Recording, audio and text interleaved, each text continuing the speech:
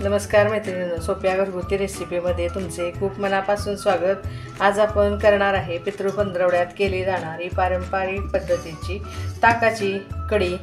त्यासाठी मी हे एक साधारण 1.5 फुलपात्र ताक घेतलेलं आहे।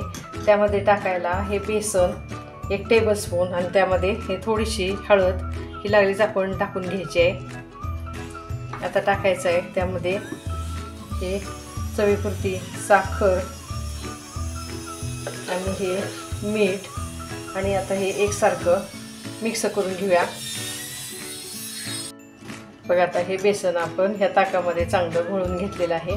बेसनऐवजी तुम्ही ज्वारीच्या पिठाचाही उपयोग करू शकता। आता ह्या कढीची फोडणी आपण बघूया।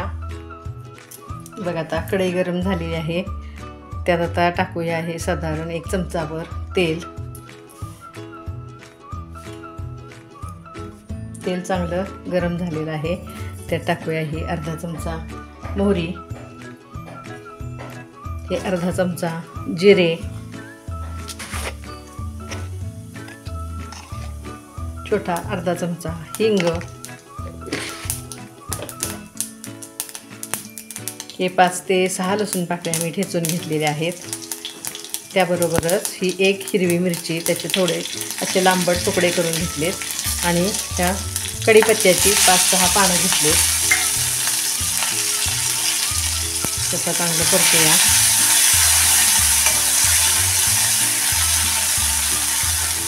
आणि त्यामध्ये हे पीठ घालून घोळलेलं ताक आपण आता ओतून घेऊया।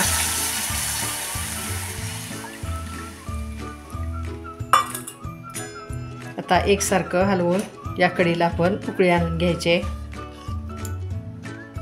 बघा आता कढी आपली बऱ्यापैकी गरम झालेली आहे।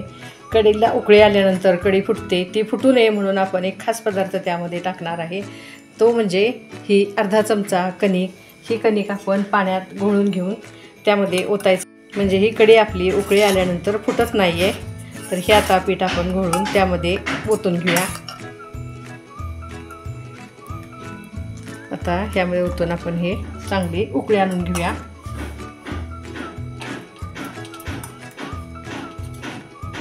आता त्यामध्ये हे थोडीशी बारीक चिरलेली कोथिंबीर टाकून घेऊया।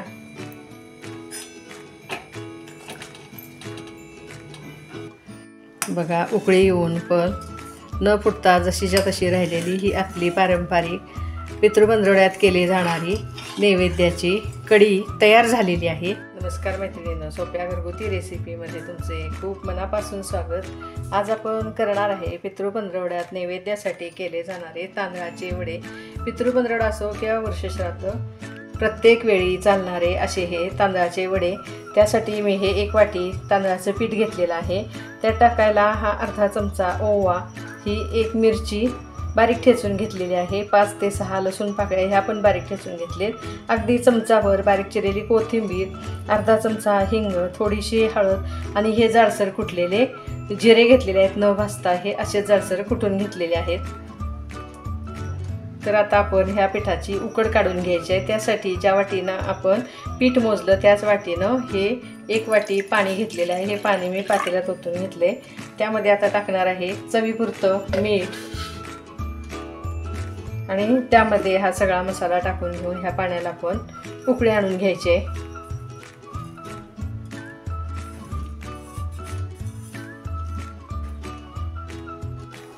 बघा आता उकड काढण्यासाठी ठेवलेल्या पाण्याला आपली चांगली उकळी आलेली आहे। त्यामध्ये हे पीठ टाकून आपण चांगलं असं हलवून एकसारखं शिजवून घेऊया। बघा पाण्याचं प्रमाण कसं परफेक्ट झालेलं आहे, छान अशी आपली उकड निघाली आहे। बघा आता पिठाला कशी छान वाफ आलेली आहे, गुठळ्या पण अजिबात झालेल्या नाही आहेत। हे आता गरम गरम पीठ आपण एका ताटात ओतून घ्यायचं आहे। बघा आता लगेचच हे उकड आपण एकजीव करून घ्यायचे आहे। ही थोडीशी मी थंड करून घेतलेली आहे, थोडा थोडा पाण्याचा हात घेऊन हे आता आपण चांगलं हलकं होईपर्यंत पीठ हे चांगलं मळून घेऊया।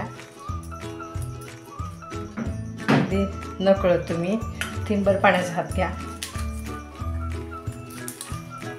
आणि ही एकजीव चांगली आपण गोळा होईपर्यंत मळून घेऊया।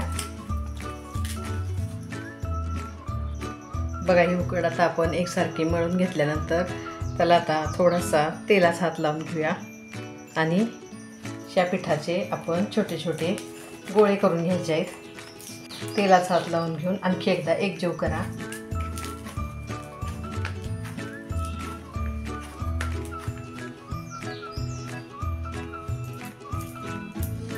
आणि असे हे गोळे करून घेऊया।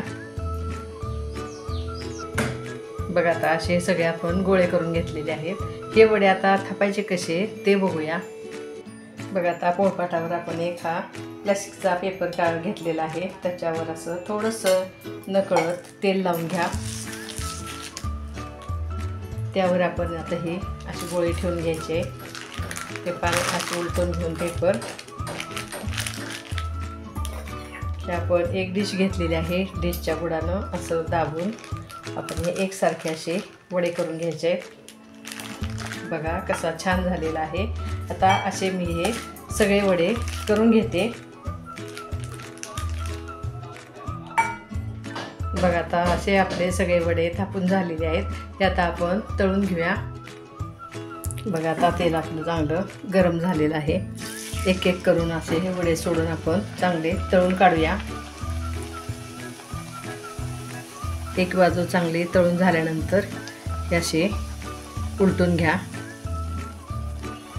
बघा कसे छान फुगले।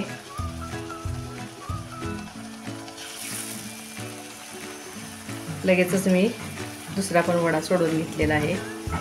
आता खरपूस भाजून झाल्यानंतर काढून घेऊया।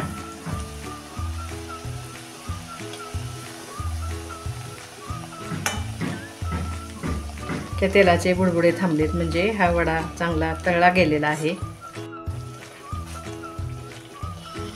बघा आता असे करून मी आता हे वडे तळून घेते। या कढी बरोबरच नैवेद्याचा आपला दुसरा मेनू पण तयार झालेला आहे। बघा पारंपरिक पद्धतीने केलेले हे तांदळाचे वडे, बघा हे पण कसे छान खुसखुशीत झालेले आहेत। बघा मैत्रिणींनो, पारंपरिक पद्धतीने केलेले दोन्ही नैवेद्याचे मेनू माझे कसे वाटले मला नक्की कमेंट्समध्ये कळवा। माझी ही रेसिपी आवडली असल्यास लाईक, शेअर आणि सबस्क्राईब करायला विसरू नका। आणि हा नैवेद्य तुम्ही पितृपंधरवड्यात जरूर करा। अशाच वेगवेगळ्या रेसिपी घेऊन परत भेटूया।